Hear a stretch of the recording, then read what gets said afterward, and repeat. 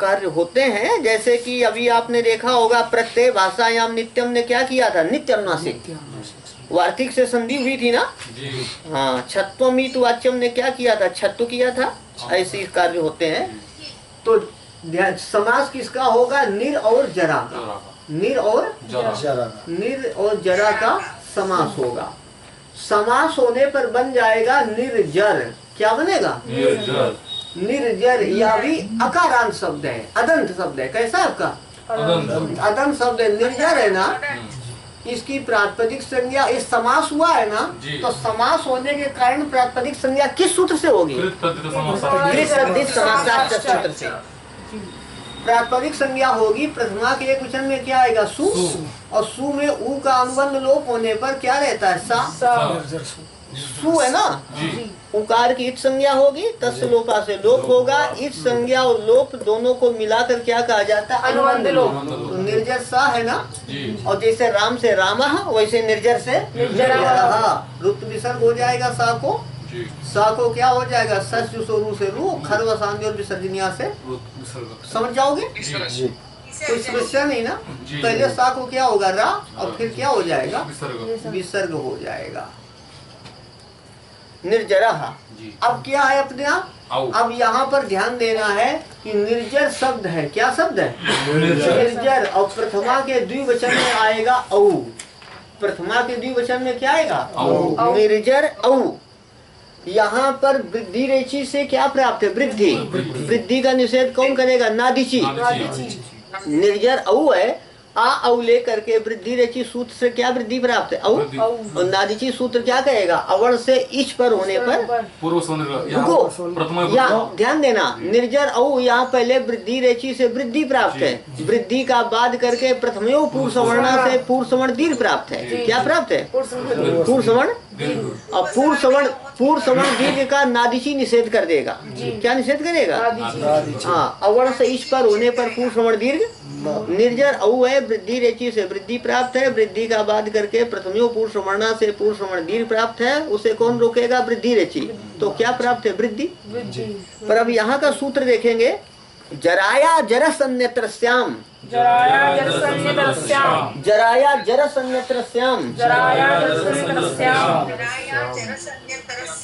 यहाँ जराया जरस अन्यत्रस्याम, जराया जरस अन्यत्रस्याम। जराया षष्ठी एक वचनांत, जरस प्रथमा एक वचनांत, अन्यत्रस्याम सप्तमी एक वचनांत। जराया षष्ठी एक वचनांत, जरस प्रथमा एक वचनांत, और अन्यत्रस्याम सप्तमी एक वचनांत। इसका अर्थ होगा आजादी विभक्ति पर होने पर जरा शब्द के स्थान पर जरस आदेश होता है। आजादी विभक्ति पर होने पर जरा शब्द के स्थान पर जरस आदेश होता है। देखिए, आज जरा शब्द के स्थान पर, किसके स्थान पर, जरा शब्द के स्थान क्या आदेश होता है, जरस। कब, आजादी विभक्ति पर। तो सु होने पर तो होगा आदेश, नहीं होगा, क्यों, क्योंकि आजादी विभक्ति पर नहीं है। हाँ, आजाद विभक्ति पर होने पर जरा आकारांत है ना, जरा के स्थान पर जरस आदेश होता है। जरस हल है, ठीक है। तो ये आजादो विभक्तो जरा, पूरा अर्थ नहीं हुआ। आजादी विभक्ति पर होने पर जरा शब्द के स्थान पर जरस आदेश होता है विकल्प से। जरस आदेश होता है अन्यत्र श्याम का अर्थ है विकल्प। अन्यत्र श्याम का क्या अर्थ है, हाँ हाँ, अन्यत्र श्याम वाक्य अर्थ में है। अब देखिए, आप बता सकते हैं कि सूत्र की वृत्ति कैसी होगी, आजादो विभक्तो जराया जरस अन्यत्र श्याम, यही हो जाएगी वृत्ति। आजादो विभक्तो जराया जरस अन्यत्र श्याम।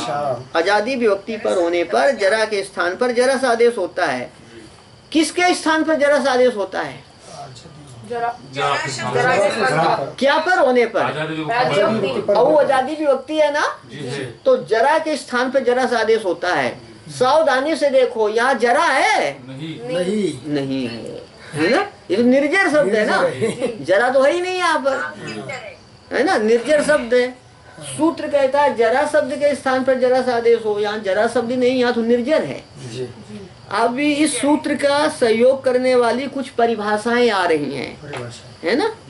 कुछ परिभाषा सूत्र हैं, जैसे स्थानेन्तरतमः तस्मिन् इति निर्दिष्टे पूर्वस्य तस्मादुत्तरस्य आरेह परस्य परिभाषा सूत्र थे। ये परिभाषा सूत्र नहीं, ये परिभाषाएं हैं। ये क्या है आपकी? हाँ, ये उपयोगी हैं।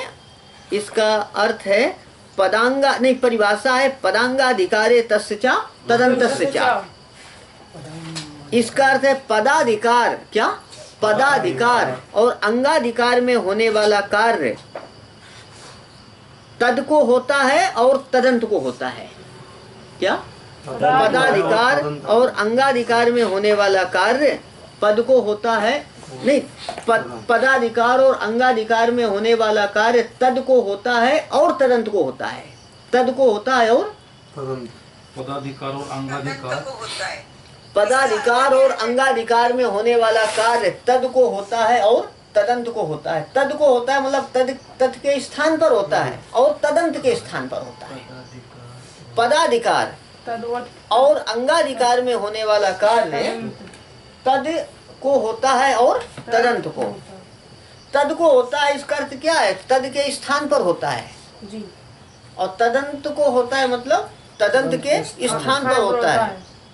अब आप समझने यहाँ पर क्या क्या है? पदाधिकार और अंगाधिकार है। लिखिए पदस्य सूत्र है आपका। पदस्य क्या है आपका? 8-1-16 पदस्य सूत्र है आपका। 8-1-16 पदस्य सूत्र की संख्या क्या है? 8-1-16।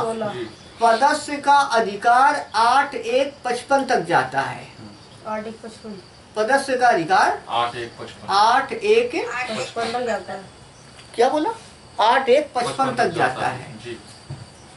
कहाँ तक जाएगा? 8-1-55 तक। अच्छा, 8-1-55 तक जाएगा। अब देखिए, तो अब ये कहाँ से लेकर कहाँ तक जाता है? पदस्य का अधिकार नहीं, पदस्य सूत्र के द्वारा पद का अधिकार चलता है। पदस्य सूत्र से पद का अधिकार, तो पद का अधिकार कहाँ से कहाँ तक है? 8-1-16 से 8-1-16 से 8-1-55 तक। तो पदस्य सूत्र के अधिकार में जराया जरस्तम सूत्र आया है क्या? जी आया है। हाँ, नहीं आया है ना? नहीं आया ना? तो ये क्या है आपका? जराया जरस्तम सूत्र ये पदस्य के अधिकार में, ये पद के अधिकार में नहीं है। ध्यान देना, पदस्य सूत्र से पद का अधिकार चलता है। पदस्य सूत्र से पदस्य सूत्र से पद का अधिकार चलता है, तो ये पद के अधिकार में सूत्र नहीं है। अब अंगाधिकार देखिए, हाँ लिखिए अंगस्य सूत्र। अंगस्य की संख्या है 6-4-1। अंगस्य की संख्या क्या है? 6-4-1। तो अंगस्य सूत्र का अधिकार 6-4-1 से लेकर सप्तम अध्याय की समाप्ति तक। कहाँ तक? सप्तम अध्याय की समाप्ति तक है।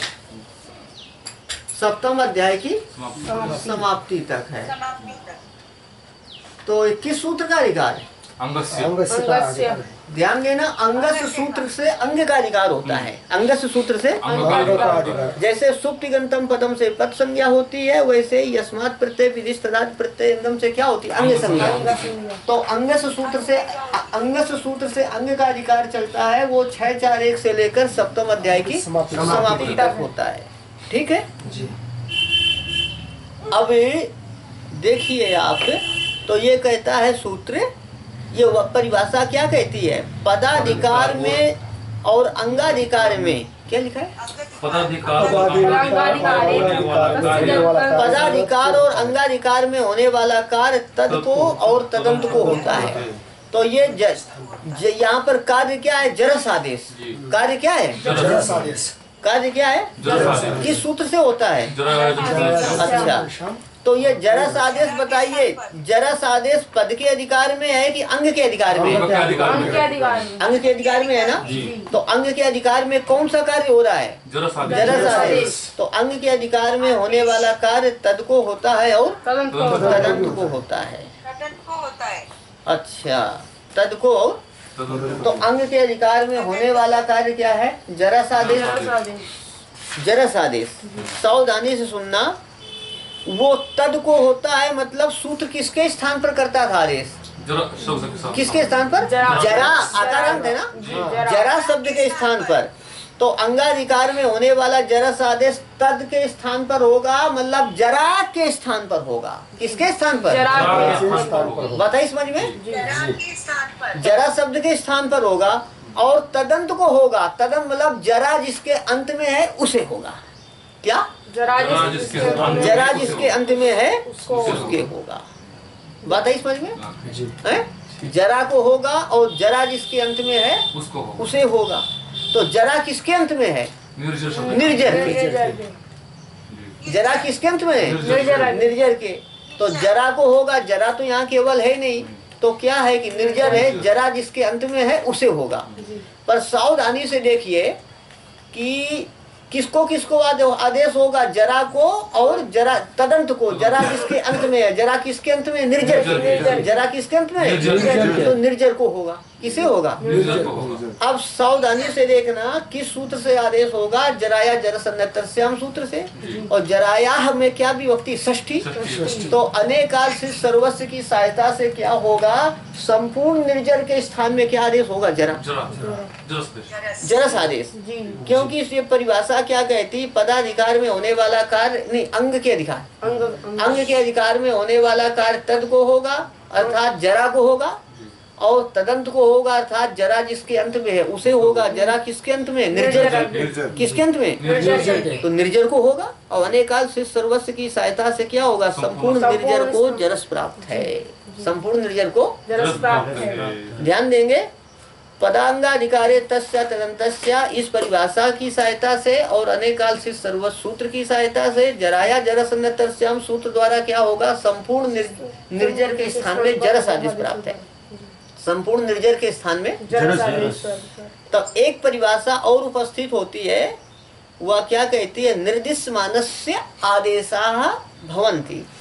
निर्दिष्ट मान के स्थान पर आदेश होते हैं। निर्दिष्ट मान के निर्दिष्ट मान, हाँ निर्दिष्ट मान लिखा है ना, जिसका निर्देश किया जाए उसे निर्दिष्ट मान कहते हैं। तो सूत्र में किसके स्थान पर आदेश कहा जाता है? जरा शब्द। जरा के स्थान में। तो सूत्र में निर्दिष्ट मान कौन है? जरा। निर्दिष्ट मान का अर्थ कहेंगे जिसका निर्देश किया जाए उसे निर्दिष्ट मान कहेंगे। सूत्र में किसका निर्देश किया गया? जरा का, तो जरा निर्दिष्ट मान हो गया। इसको उच्चारण भी कह सकते हैं। सूत्र में किसका उच्चारण किया गया? जरा का।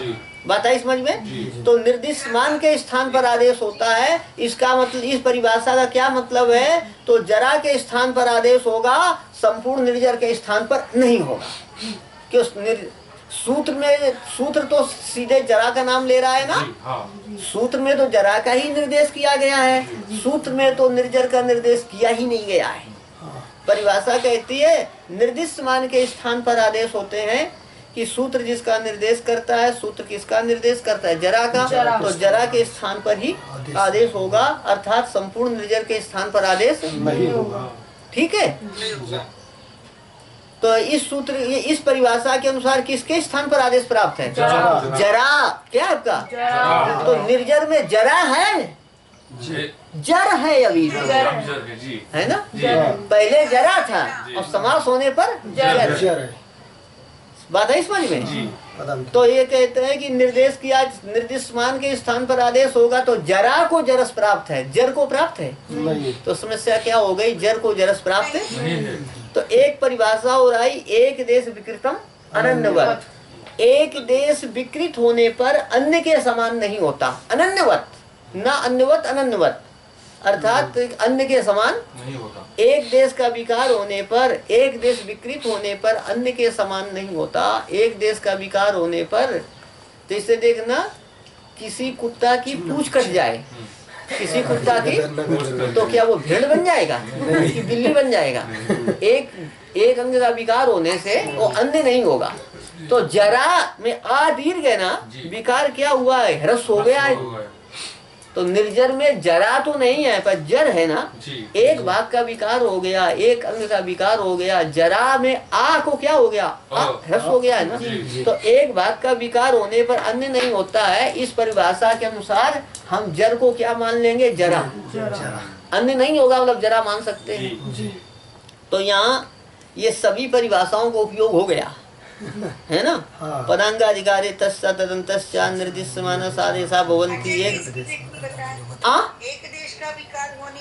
एक देश का विकार होने पर अन्य नहीं होता, अन्य के समान नहीं होता, ऐसा कह सकते हैं। अन्य के समान मतलब जो कुक्कुर है वो कभी मेष के समान नहीं होगा, अजा के समान नहीं होगा, महिष के समान नहीं होगा, पोपट के समान नहीं होगा। पोपट ये नहीं समझता है। अच्छा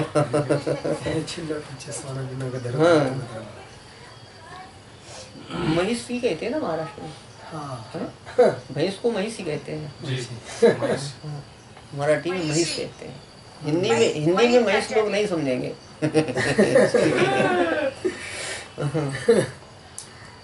संस्कृत में महिष शब्द है ना, महिष, महिषासुरमर्दिनी।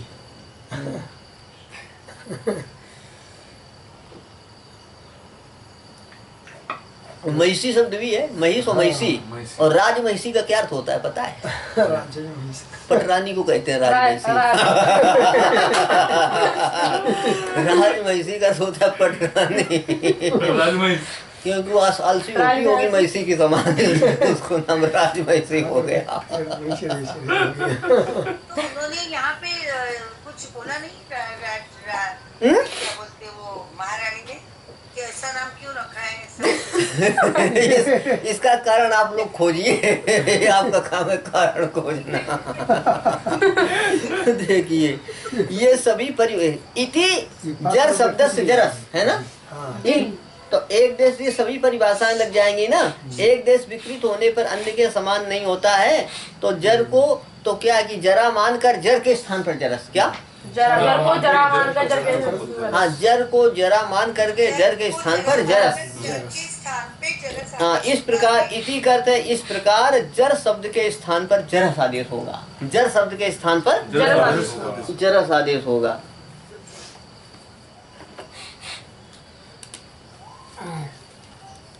तो निर्जर है ना, जर के स्थान पर क्या आदेश हो जाएगा? जरस। तो हो जाएगा निर्जरस। क्या होगा? निर्जरस। औ बोलो वृद्धि प्राप्त है नहीं। क्यों? क्योंकि पीछे अवर से अच पर में नहीं है। प्रथम पुरुष वर्णा से पुरुष वर्ण दीर्घ प्राप्त है। क्यों? अक नहीं है, अक नहीं है। मिला देना निर्जरस औ ऐसा हल है ना, मिला देंगे तो क्या हो जाएगा? निर्जरसो हो जाएगा। क्या होगा? निर्जरसो हो जाएगा। ठीक है। अब इसी प्रकार जो है ना, निर्जरस से परे प्रथमा बहुवचन में क्या विभक्ति आएगी? टा आएगा कि सस आएगा? बोल। प्रथमा बहुवचन में जस आएगा। निर्जर है ना, प्रथमा के बहुवचन में आएगा जस। जस आएगा ना। और जस में क्या होगा? चूटू से जा की संज्ञा होगी, तस्य लोपा से लोप क्या रहता है? अस। प्रथमा के बहुवचन में जस आता है, जस में क्या रहता है? अस। तो आजादी विभक्ति है कि नहीं है? जी। इस संज्ञा के बाद ही विचार किया जाता है विभक्ति आजादी है या हलादी है। इस संज्ञा के बाद में, अनुबंध लोप के बाद में ही विचार करते हैं आजादी है या हलादी है। तो निर्जर है और जस का अस है ना, तो आजादी विभक्ति पर में है। तो जराया जरस अन्यत्र श्याम से जर को क्या आदेश हो जाएगा? जरस। वही सभी परिभाषाएं लगेंगी। निर्जरस अस मिला देंगे, क्या हो जाएगा? ये हो जाएगा निर्जरस से, और सा को क्या हो जाएगा? रुत विसर्ग। तो क्या होगा? निर्जरसा। क्या होगा? निर्जरसा हो जाएगा। ठीक है। देखिए पुस्तक में निर्जरसः इत्यादि विसर्ग नहीं लिखा है, तो विसर्ग कहाँ गया बताइए? जिन्होंने संधि पढ़ी है वो बताएं। घर नहीं आगे नहीं, जिन्होंने संधि पढ़ी है वो बताएं कहाँ गया विसर्ग? हाँ, निर्जरस इत्यादि पुस्तक में देखो बनेगा निर्जरसः, पर पुस्तक में निर्जरस लिखा है, विसर्ग नहीं लिखा है। विसर्ग कहाँ गया? किस सूत्र से? सूत्र बोलो। यहाँ पे तो लोपा साकल्य से लोप होगा, और इसके पहले क्या होगा? भो भगो। तो ये अच्छा, भो भगो अगो, भो पूर्वक भगो पूर्वक अगो पूर्वक और अवर्ण पूर्वक। यहाँ पर अतोर और पिलतार पिलते नहीं लगेगा। ठीक है, ठीक है आपका कहना। तो यहाँ संधि होने से विसर्ग चला गया। अब ये भी क्या है कि वाक्य संस्कार पक्ष की संधि है ना, जी पर होने पर, है ना? हाँ।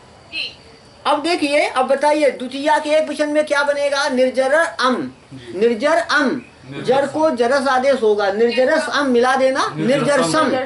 निर्जरसम। और द्विवचन में क्या होगा? और प्रथमा के द्वितीया के बहुवचन में। अब आजादी विभक्ति पर होने पर निर्जर में जर को जरस होगा तो हर जगह निर्जरस हो जाएगा। तो टा आएगा, टा में आ रहता तो बोलो क्या रूप होगा? निर्जरसा। और ङे में चतुर्थी वचन में ङे में एक रहे ए रहेगा तो निर्जर से। पंचमी षष्ठी के वचन में और बताइए ओस में निर्जर सो हो, और आम में निर्जर साम। निर्जर साम मिलाएंगे। सप्तमी एक वचन में निर्जरसी। अब देखिए ये बता रहे हैं, तो ये ध्यान देंगे आप कि ये आदेश कैसा हुआ है? विकल्प से। तो जब जरस आदेश नहीं होगा तो निर्जर हल रहेगा ना। निर्जर कैसा रहेगा? अरे रुक, ठीक कह रहे हैं, ठीक कह रहे हैं विशाल। अब देखिए आपका निर्जर शब्द है ना, जब जरस आदेश नहीं होगा तब तो आपका अदंत है ना। तो राम की तरह रूप चलेंगे। पक्षे चाह लादो रामवत। पक्षे का अर्थ है कि जिस पक्ष में जरस आदेश के अभाव पक्ष में, जरस आदेश के या जरस आदेश न होने वाले पक्ष में, जिस पक्ष में जरस आदेश नहीं हुआ है उस पक्ष में रूप कैसे चलेंगे? राम के समान, क्योंकि निर्जर अदंत है। तो पक्षे रामवत क्या हलादो रामवत, और हलादी विभक्ति में भी राम के समान। हलादी में फिर ये आपका जरस आदेश होगा? नहीं होगा। तो राम के समान रूप चलेंगे। पक्षे रामवत क्या हलादो रामवत। ठीक है। हाँ, रूप बनाने में कोई समस्या नहीं होनी चाहिए। आगे शब्द आ रहा है आपका, अब देखना, अकारांत है ना, अदंत। अदंत शब्दों के रूप समाप्त हुए है ना। अब आया आकारांत। अकारांत हो गया ना, अकारांत हो गया। अब आकारांत शब्द आ रहा है। हाँ, विश्वपा आकारांत शब्द है। विश्वम पातिथि विश्वपा, पारक्षणे धातु है आकारांत। हाँ, पारक्षणे धातु है, पा पाने धातु भी है, पीने अर्थ में भी है और रक्षा करने अर्थ में भी है। दो अलग अलग धातु है। एक अर्थ है रक्षा करना, एक अर्थ क्या है? पीना। हाँ, पातु जो है ना, ये पातु तो ये जो है ये पा पाने में है। एक मिनट। हाँ, पिबतु जो है ये नहीं। हाँ, ये ठीक का पातु कर से रक्षत हुआ है। पातु का क्या है? हाँ, ठीक कह रही है। और पिबतु कर से क्या है? पियो। ठीक है, ठीक है कहना इनका, ठीक है मनीषा का। अब देखिए, तो विश्वपा शब्द कैसा है आपका? आकारांत। आकारांत शब्द है ना। तो जराया जरा अन्यत्र से हम तो लग जाएगा। जरा भी आकारांत है, विश्वपा भी आकारांत है, लगेगा? क्यों? क्योंकि केवल जरा शब्द वो करता है। जरा करता है। ये तो विश्वपा शब्द है ना। विश्वम पातिथि विश्वपा, इसका अर्थ है विश्व की रक्षा करने वाला। विश्व यहाँ पे सर्वनाम भी है ना। ये विश्व सर्वनाम है, लेकिन विश्व के रूप नहीं है, ये विश्वपा के रूप है। ये किसके रूप है? विश्वपा के रूप है। विश्वपा कैसा है आपका? आकारांत है। कैसा आपका? सु आएगा तो राम से तो सु को रुत विसर्ग हो जाएगा विश्वपाह। प्रथमा भी एक वचन में तो वैसे ही बन जाएगा रुत विसर्ग राम के समान। ठीक है। और आगे की विभक्तियों में रूप समझने के लिए कई सूत्रों को अभी समझना पड़ेगा। विश्वपा से जब आपका औ प्रत्यय आएगा ना, आजादी विभक्ति आएगी औ। तो यहाँ पर कुछ सूत्रों को समझना पड़ेगा, तो प्रयास कीजिए समझने का।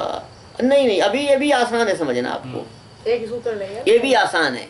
आगे की फिर वो, हाँ ये भी आसान है। चलिए, दीर्घात जसिचा, दीर्घात जसिचा, दीर्घात जसिचा, दीर्घात जसिचा, यहाँ दीर्घात जसिचा, दीर्घात पंचमी एक वचनांत, जसी सप्तमी एक वचनांत, चा अव्यय।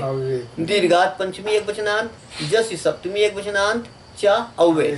कितने पद हुए सूत्र में? 3। हाँ, इसका अर्थ है दीर्घात जसी इची चा परे, दीर्घात जसी चा इची परे।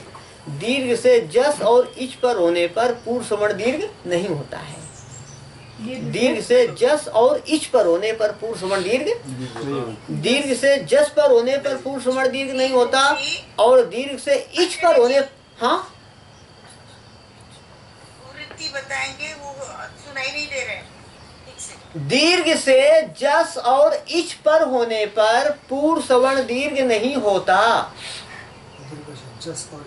दीर्घ से जस और इच पर होने पर पूर्व सवर्ण दीर्घ नहीं होता। नहीं होता। दीर्घात जसी चा इची परे पूर्व सवर्ण दीर्घा न स्यात्। होगा?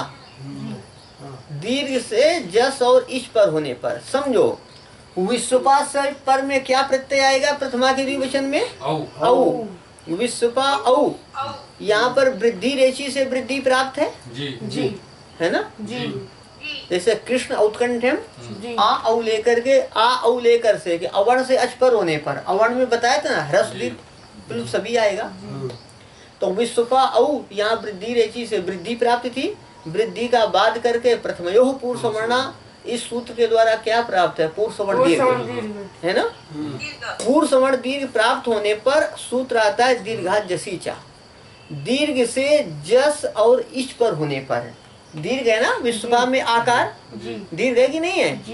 इससे जस विभक्ति पर में है। जी हाँ, नहीं तो दीर्घ से जस पर होने पर अथवा दीर्घ से इच पर होने पर, इच क्या है? इस प्रत्यार बोल। तो इच पर में है ना, दीर्घ से इच पर में है तो पूर्व सवर्ण दीर्घ नहीं होगा। यहाँ पर पूर्व सवर्ण दीर्घ किस सूत्र से प्राप्त था? वृद्धि, वृद्धि रेची से वृद्धि प्राप्त थी। वृद्धि का बाद करके प्रथमयोः पूर्व सवर्णा से पूर्व सवर्ण दीर्घ प्राप्त था। उसका भी निषेध किससे हुआ? दीर्घात जसीचा से। यहाँ पर तो जब पूर्व सवर्ण दीर्घ नहीं होगा तो फिर क्या होगा कि बोल, जब पूर्व सवर्ण दीर्घ नहीं होगा तो वृद्धि रेची से वृद्धि हो जाएगी। वृद्धि रेची से वृद्धि क्या होगी? आ औ लेकर के औ वृद्धि हो जाएगी, है ना? वृद्धि रेची कहता है अवर्ण से एज पर होने पर, तो पूर्व पर के स्थान में वो क्या होता है? पूर्व क्या होता है? नहीं, वृद्धि रेची क्या कहता है? अवर्ण से एज पर होने पर वृद्धि एक आदेश होता है। पूर्व पर के स्थान में वृद्धि होगी, आ औ लेकर क्या वृद्धि होगी? औ, तो हो जाएगा विश्वपौ। महाराज जी नादिच नहीं लग सकता? नादिची कहता है अवर्ण से इच पर होने पर, अवर्ण है ना, नादिची भी यहाँ लग सकता है, पर यहाँ क्यों लगाया? क्योंकि देखना पपी शब्द है क्या आपका? पपी सप्तमी एक पपी है ना, इससे पर में क्या आएगा? औ। क्या आएगा?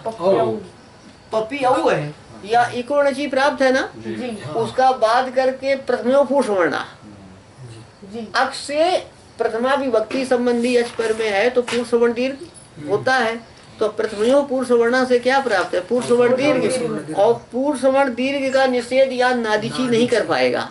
वो कहता है अवर्ण से इच परे होने पर पूर्व सवर्ण दीर्घ दाओ। पपी में ई है ना, तो यहाँ नादिची निषेध कर पाएगा? तो यहाँ जो है ना, यहाँ पपी औ यही औ, यहाँ पूर्व सवर्ण दीर्घ का निषेध करने के लिए किस सूत्र की आवश्यकता है? तो प्रसंगानुसार इसको तो प्रसंग, इसलिए इसको दीर्घात जसीचा को यहाँ भी लगा दिया। यहाँ तो काम चलेगा ही नहीं, तो प्रसंगानुसार दीर्घ होने कारण वहां भी लगा दिया, ऐसा मतलब है। अब देखिए जी, नादिची का निषेध, हाँ निषेध करता है। नादिची का निषेध नहीं करता है, पूर्व सवर्ण दीर्घ का निषेध करता है ना? पूर्व प्रथमयोः पूर्व सवर्ण का निषेध करता है। हाँ जी, हाँ जी, हाँ जी। नारीची और दीर्घाजसी चा दोनों सूत्र प्रथमयो पुरुष वर्णा से का निषेध करते हैं, या प्रथमयो पुरुष वर्णा से जो पुरुष वर्ण दीर्घ प्राप्त है उसका निषेध करते हैं। तो विश्वपौ होगा ना जी। और विश्वपा से क्या आएगा का आपका जस, जस में क्या रहेगा अस, विश्वपा अस। यहाँ आकाश सवर्ण दीर्घा से सवर्ण दीर्घ प्राप्त होता है जी। उसका बाद करके प्रथमयो पूर्व सवर्णा से जस में पूर्व सवर्ण दीर्घ प्राप्त होता है। क्या प्राप्त होता है? यहाँ नादिची तो निषेध, ये दीर्घात जसी का निषेध करेगा, दीर्घ है ना जी। तो करेगा निषेध, करेगा करेगा करेगा नहीं करेगा, क्यों? किस नहीं। जैसे ना ये कहता जस और इच पर होने पर, अच्छा, तो हाँ। जस का अस है ना तो निषेध कर देगा। तो क्या होगा जस और इच परे होने पर, तो यहाँ इच नहीं है लेकिन जस तो है ना, जस का अस है। तो जब इससे दीर्घात जसी चा से पूर्व सवर्ण दीर्घ का निषेध होगा तो क्या होगा? फिर आकाश सवर्ण दीर्घा होगा। जी। फिर क्या होगा? हाँ, आकाश सवर्ण दीर्घा से सवर्ण दीर्घ होगा। ध्यान देना, आकाश सवर्ण दीर्घा से सवर्ण दीर्घ होता है और प्रथमयो पूर्व सवर्ण से पूर्व सवर्ण दीर्घ होता है। तो इस पूर्व यहाँ पर सवर्ण दीर्घ होने पर क्या होगा? विश्वपास और सा को रुत विसर्ग हो जाएगा तो क्या होगा? विश्वपाह। क्या होगा आपका? विश्वपाह हो जाएगा। कहाँ? प्रथमा के बहुवचन में। ठीक है। तो अब संबोधन में प्रथमा के एक वचन के समान रूप चलते हैं विश्वपाह। अब देखना, तो विश्वपा है अम आएगा, बोलो क्या सूत्र लगेगा? अमी पूर्वा से पूर्व रूप हो जाएगा। विश्वपा है द्वितीया के द्विवचन में क्या आएगा? औ आएगा, आउट। तो प्रथमा द्विवचन के समान ही द्वितीया द्विवचन में रूप चलते हैं। प्रथमा द्विवचन के समान ही द्वितीया द्विवचन में रूप चलते हैं तो क्या हो जाएगा? विश्वपौ। अब जो है ना द्वितीया बहुवचन का रूप समझने के लिए कितने सूत्र अपेक्षित हैं आपको? 5। हाँ, द्वितीया बहुवचन के रूप समझने के लिए बैठ गए जी। पुश कर दें, पुश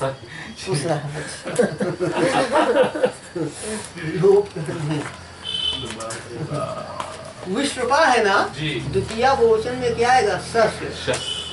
और अनुबंध लोप करने पर क्या होगा? अस। लसक को इस तरीके से साकित संज्ञा होगी, तस्य लोपा से लोप हो जाएगा तो क्या रहेगा? अस। विश्वपा अस। हाँ ठीक है ना। यहाँ पर तो सस का अस है, यहाँ तो प्रथमयो पुरुष सवर्ण आकाश। क्या सूत्र है आपका? यहाँ पर वृद्धि आकाश सवर्ण की क्या प्राप्त है? उसका बाद करके क्या प्राप्त है? प्रथमयो पुरुष सवर्ण। और यहाँ निषेध हो पाएगा पुरुष सवर्ण दीर्घ का? नहीं होगा।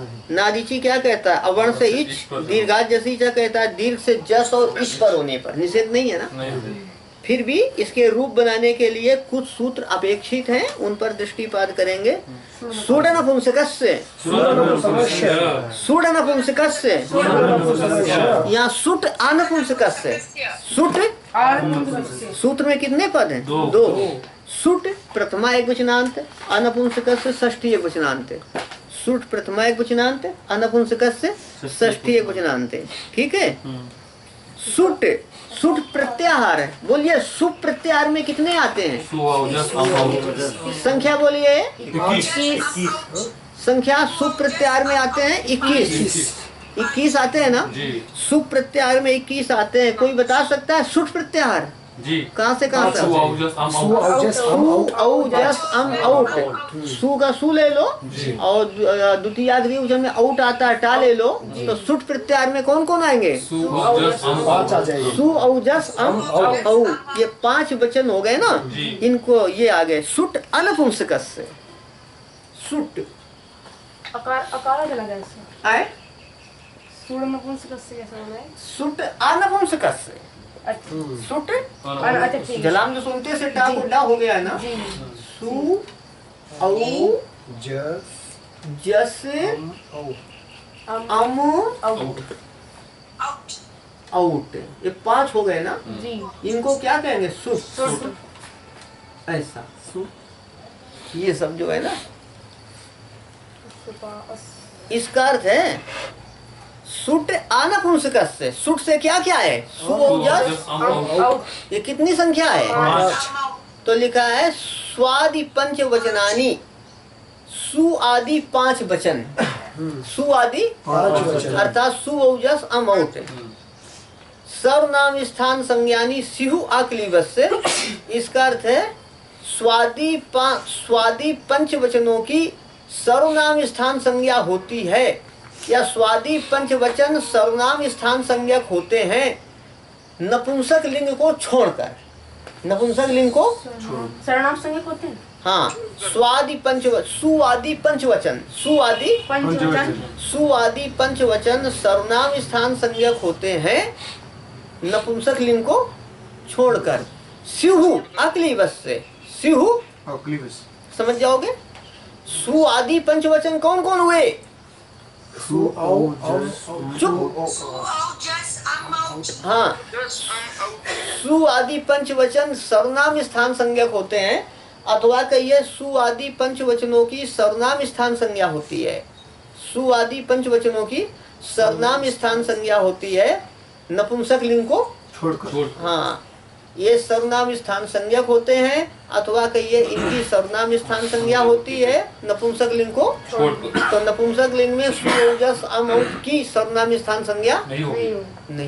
कहाँ कहाँ होगी? पुल्लिंग और स्त्रीलिंग में होगी। एक सूत्र का उच्चारण कर लो, बाकी कल ही हो पाएगा। सुड अनपुंसक समझ जाओगे, जलाम जो सुनते लगा है। सुड अनपुंसक स्वादिष्व सर्वनाम स्थाने, स्वादिष्व सर्वनाम स्थाने, यहाँ स्वादिषु असर्वनाम स्थाने, स्वादिषु सप्तमी बहुवचन, स्वादिषु सप्तमी बहुवचनांत, असर्वनाम स्थाने सप्तमी एकवचनांत। स्वादिषु सप्तमी बहुवचनांत, असर्वनाम स्थाने सप्तमी एकवचनांत, है ना। कब प्रत्यावदिषु स्वादिष्व सर्वनाम स्थानेषु पूर्वम पदम स्यात्। पूर्वम ध्यान देना, सूत्र नपुंसक सूत्र भी संज्ञा सूत्र है। यह सूत्र कौन सी संज्ञा कर रहा है? और सर्वादीनी सर्वनामानी सूत्र क्या करता है? सर्वादीनी सर्वनामानी सूत्र सर्वनाम संज्ञा करता है, और सूत्र नपुंसक सूत्र क्या करता है? सर्वनाम संज्ञा करता है। या दोनों में भेद है ना। सर्वादीनी सर्वनामानी सूत्र सर्वनाम संज्ञा करता है, तथा सूत्र नपुंसक सूत्र क्या करता है? सर्वनाम स्थान संज्ञा करता है। और स्वादिष्ट सर्वनाम स्थानीय सूत्र भी संज्ञा सूत्र है, या करेगा पद संज्ञा। क्या करेगा? पद संज्ञा। हाँ, अब ये आचार्य जी, हाँ, ये पद संज्ञा क्यों करेगा? जब जहाँ तक पद संज्ञा के लिए तो दूसरा सूत्र है।